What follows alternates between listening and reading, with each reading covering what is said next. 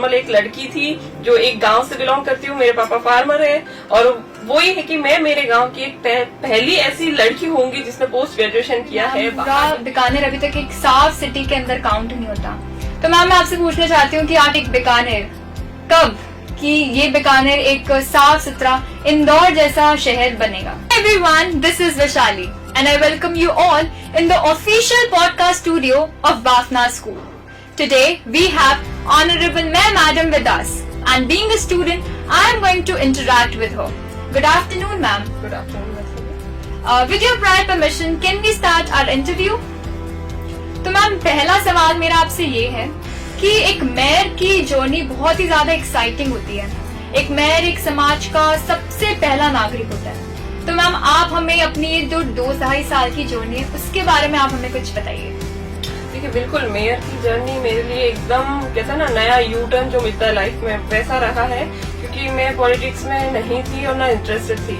लेकिन हाँ, family background जो फादर इन लॉ का है वो 40 साल से इस बैकग्राउंड में, तो हमने हमेशा उनको देखा है कि वो कैसे लोगों के साथ डील करते हैं। अगर उनके पास कोई किसी भी समय कोई आया है तो उसकी एज पॉसिबल वो हेल्प करने की कोशिश करते हैं। तो हमने हमेशा हेल्पिंग नेचर जो है हमारे फादर इन लॉ से सीखा है।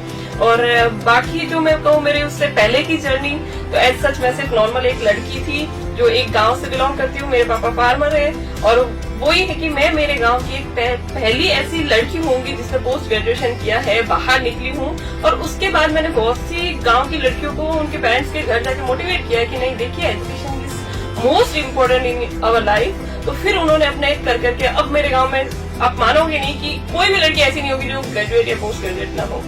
तो ये एक बिल्कुल अलग एक्सपीरियंस है मेरे लिए। और बिल्कुल जब से मैं इस फील्ड में आई हूँ तो मैंने देखा है कि कैसे हम डील करते हैं चीजों के साथ। जैसी बाहर से चीजें दिखती है एज इट इज होती नहीं है, हमें बहुत लंबा प्रोसेसर फॉलो करना पड़ता है, प्लस इतनी सारी जो स्टेट गवर्नमेंट से परमिशन लेनी पड़ती है, फिर जाके हम लोगों के बीच में वो जो मांगते हैं उनको सर्व कर पाते हैं। तो ये चीजें बहुत कॉम्प्लिकेटेड है। लेकिन हाँ, ऑनेस्टली मैंने 2.5-3 साल में बहुत कुछ सीखा है एज अ न्यू कमर। और बहुत सी चीजें ऐसी है मेरी लाइफ में जो मैं इमेजिन नहीं कर सकती थी कि ऐसा भी हमें डील करने को मिलता है। लेकिन मैं सबसे यही कहूंगी कि कॉन्फिडेंस एक ऐसी की है जिसके बलबूते पे आप सब कुछ कर सकते हो।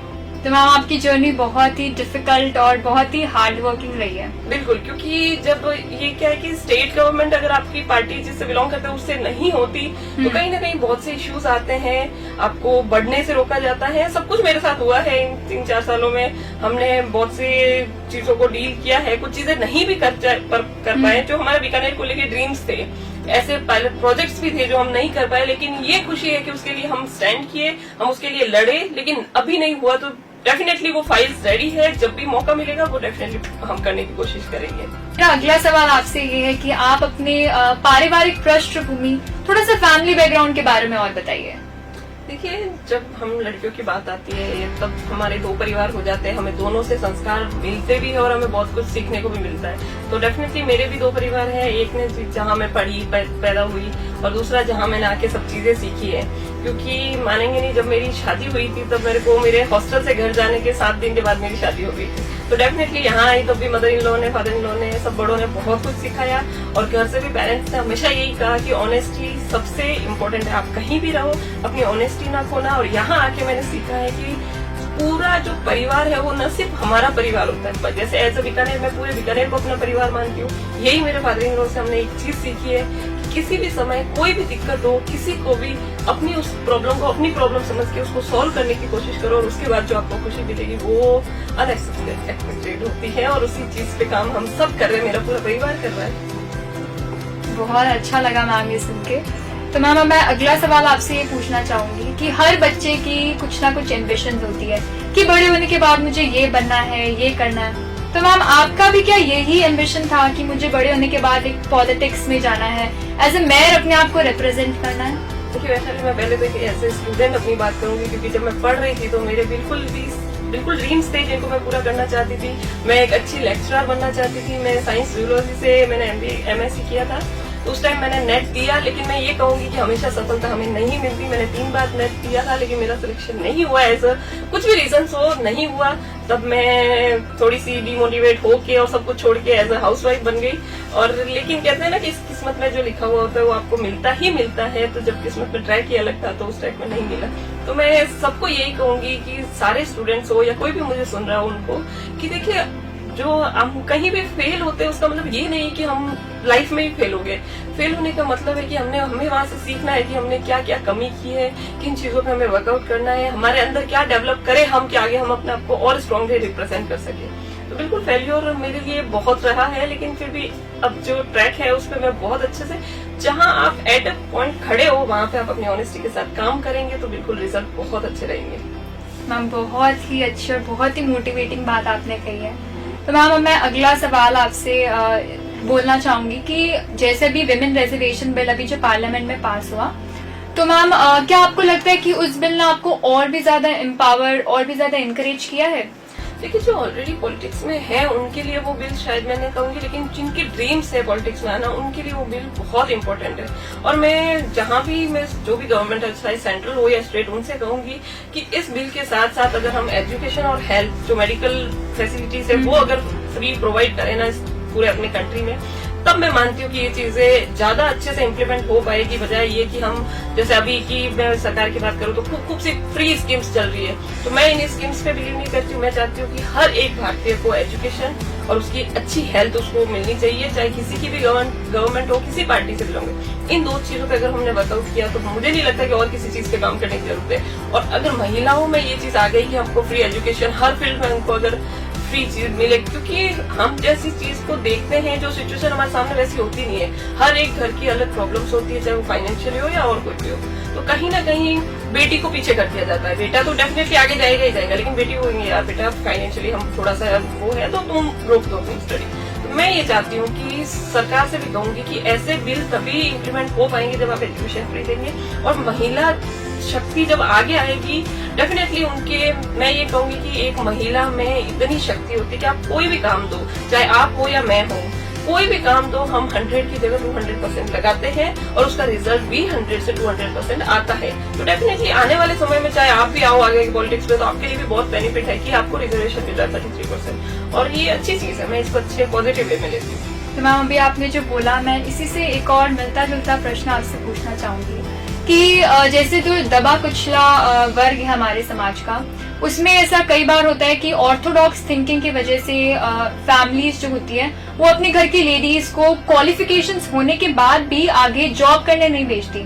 कई पेरेंट्स ऐसे भी है जो अपनी बेटी को फर्दर स्टडीज करने के लिए बाहर नहीं भेजते। तो क्या आपको लगता है कि ये बिल उन लोगों को और एनकरेज करेगा? कि बिल से पहले मैं ये बात कहना चाहूंगी कि हम अगर महिलाओं की बात या कार्य कर रहे हैं तो उनको सुरक्षा हमें देनी पड़ेगी। कहीं ना कहीं और कोई इश्यूज होंगे, मैं नहीं कहती, बहुत से इश्यूज हैं, बहुत से पॉइंट्स भी होंगे जिन पे उनको रोका जाता है, लेकिन सबसे बड़ी बात उनकी सुरक्षा भी की आती है। आज मैं अपनी बेटी को, मुझे ऐसा लग रहा है कि बाहर का एनवायरमेंट उसके लिए सुटेबल नहीं है तो मैं भी नहीं भेजूंगी, क्योंकि ये चीजें अभी जो चल रहा है उसमें बहुत रहती है। तो सबसे पहले मैं ये चाहूंगी कि सुरक्षा मिले उनको। और हाँ, बिल्कुल ये रहता है कि एजुकेटेड है लेकिन आप घर में हैं, जैसे मैं भी 10 साल में एज अ हाउसवाइफ थी, लेकिन जब मुझे जिम्मेदारी दी तो मैं ऑनेस्टली उसको निभा रही हूँ और अच्छे से निभाने की कोशिश करती हूँ, क्योंकि मैं हाउसवाइफ के साथ एक मदर भी हूँ तो बहुत सी रिस्पॉन्सिबिलिटीज होती है। तो सबके लिए यही होता है, सब महिलाएं हैं अगर वो, लेकिन जब उनको मौका मिलेगा, मैं ये मानती हूँ जब भी उनको मौका मिलेगा वो बेस्ट देगी। और हम कहें कि पिछड़ा वर्ग, कोई पिछड़ा वर्ग नहीं, हम सब भारतीय है, हमारा एक देश है। हाँ, किसी के फाइनेंशियली प्रॉब्लम हो सकती है, कोई ऊपर नीचे हो सकता है, तो उनकी रिक्वायरमेंट्स को फुलफिल करने का काम गवर्नमेंट का है कि अगर कोई पीछे है तो उनको हम आगे लाए। यही तो चीज है कि अंत्योदय मतलब क्या होता है, आप पीछे खड़े व्यक्ति का हाथ पकड़ के आगे आए। अगर आप सक्षम है, आपकी सक्षमता का यूज करें और साथ वाले को भी सक्षम बनाए। ये चीजें जब हमारे समाज में आएगी, मैं नहीं मानती ये जातिवाद, ये सब चीजें कोई मायने नहीं रखता। आप अगर किसी को नीड है उसको आप आगे लाइए, आरक्षण दीजिए, बिल्कुल वो डिजर्व करता है और उसकी फैमिली स्ट्रांग होगी। तो हर एक परिवार को मैं चाहती हूँ फाइनेंशियली स्ट्रांग करने के लिए महिलाओं का बहुत बड़ा रोल है, चाहे वो हाउसवाइफ भी है। ऐसा हाउसवाइफ फिर भी वो मैनेजमेंट देखती है, तो वो होम मैनेजमेंट देखती है पूरा, तो वो उस पर डिपेंड करता है। तो महिलाओं को मैं कहूँगी अगर कोई पीछे है तो बिल्कुल सरकार को ऐसी कोई चीजें लानी चाहिए कि उस वो वर्ग भी हमारे साथ आके खड़ा हो और हम सब एक ही समाज के एक समान लोग बने। इस बात पे तो मैं आपसे एकदम सहमत करती हूँ मैम। तो अब आगे मैं एक और प्रश्न आपसे पूछना चाहूंगी, थोड़ा सा ब्लंट है मैम ये प्रश्न, कि जब हम बीकानेर में घूमते हैं तो हमें कई जगह कचरा, कूड़ा, गंदगी मतलब ये सब दिखती है। आपके इतने एफर्ट्स के बाद में भी मैम पूरा बीकानेर अभी तक एक साफ सिटी के अंदर काउंट नहीं होता। तो मैम मैं आपसे पूछना चाहती हूँ कि आखिर कब एक बीकानेर, कब कि ये बीकानेर एक साफ सुथरा इंदौर जैसा शहर बनेगा? सबसे पहले तो मेरा भी ड्रीम ये है कि जैसे राजस्थान में इंदौर को जाना जाता है वैसे हमारे बीकानेर को जाना जाए, लेकिन इसके लिए मैं किसी को अगर रिस्पॉन्सिबल मानती हूँ तो हम खुद ही है। बीकानेर वासी सारे इसके लिए रिस्पॉन्सिबल है अगर हमारा बीकानेर साफ सुथरा नहीं है तो। बिल्कुल निगम में जब से मैं आई हूँ मैंने सबसे पहले मेरी प्रायोरिटी स्वच्छता रही है कि बीकानेर एकदम साफ सुथरा हो। उसके लिए हमने ये घर घर डोर टू डोर टैक्सीज जो आती है वो शुरू की, लेकिन उसको भी अगर पब्लिक सपोर्ट न करे तो कहीं ना कहीं हम ही चाहते हैं कि हम गंदगी में रहें। तो मैं सबसे यही कहूंगी कि हम अपना थोड़ा थोड़ा कंट्रीब्यूशन अगर करेंगे बीकानेर में तो बिल्कुल हम इंदौर से ज्यादा अच्छा बनेंगे। और रही बात स्वच्छता की, तो हम स्वच्छता के प्रति किसी को बोलने की जरूरत नहीं होनी चाहिए, मैं ये मानती हूँ। अगर आप कहीं भी जा रहे हो, कोई कूड़ा कचरा डाला, आप टोकिए, आपका बीकानेर है, हमारा बीकानेर हमारा घर है और उसे स्वच्छ हमें ही रखना है। तो इसके लिए हमने MRF सेंटर भी बनाए हैं, सब हमारे प्लांट्स भी रेडी है।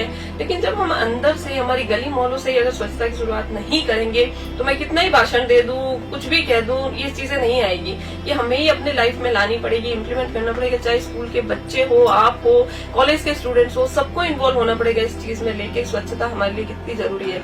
अगर हम साफ सुथरे रहेंगे तभी हमारी हेल्थ अच्छी रहेगी, हमारा एनवायरमेंट अच्छा रहेगा। ये चीजें हमको रियलाइज करनी है और इसकी ओर हम सबको बढ़ना पड़ेगा, तब जाके हम इंदौर से भी आगे जाएंगे। लोगों को अपना कंट्रीब्यूशन सरकार के साथ देना पड़ेगा। सरकार आपको फैसिलिटी प्रोवाइड करवा सकती है। हमने इतने सारे संसाधन दे दिए, JCB डंपर, ये डोर टू डोर, जहाँ संकरी गलियां है हमने साइकिल रिक्शा शुरू कर दिया कि भाई कोई भी घर अछूता न रहे जहाँ पे कचरा उठाने के लिए गाड़ी न जाए। लेकिन उसके बावजूद भी अगर ऐसी चीजें हैं तो हमें ही जागरूक होना पड़ेगा और दूसरों को भी जागरूक करना पड़ेगा इस चीज को लेकर। हम बहुत अच्छा लगा आपसे बात करके और बहुत सारा आपको थैंक यू कि आपने इलेक्शन के समय इतने बिजी स्केड्यूल से आज हमारे लिए टाइम निकाला। देखिए, all the very best to you and मैं धन्यवाद करती हूँ पूरे बाफना स्कूल को, CEO सर को, बोरा सर को, और कि स्टूडेंट को के लिए एक ऐसा प्लेटफॉर्म रेडी किया है जहाँ पे आपका कॉन्फिडेंस लेवल और ज्यादा बिल्ड हो। क्योंकि जब मैं पॉलिटिक्स में आई थी तो मेरे सामने कैमरा आता था तो कहीं ना कहीं मैं थोड़ी सी डर जाती थी कि अरे ये क्या गया, ये क्या, बार बार आ जाते। तो आप लोगों को वो चीज नहीं आएगी, आप उस चीज को फेस नहीं करोगे, आप बिल्कुल कॉन्फिडेंटली अपने आप को हर जगह रिप्रेजेंट करोगे। ये बहुत अच्छी है। कहते हैं ना एक्स फैक्टर, तो एक्स फैक्टर स्कूल में डेवलप होते हैं और जैसे बोरा सर इसके लिए प्रयास कर रहे हैं, मैं मानती हूँ हर स्कूल को करना चाहिए। हर स्कूल में बच्चों को उसके हुनर के अकॉर्डिंग उसे प्लेटफॉर्म देना चाहिए। धन्यवाद। Thank you.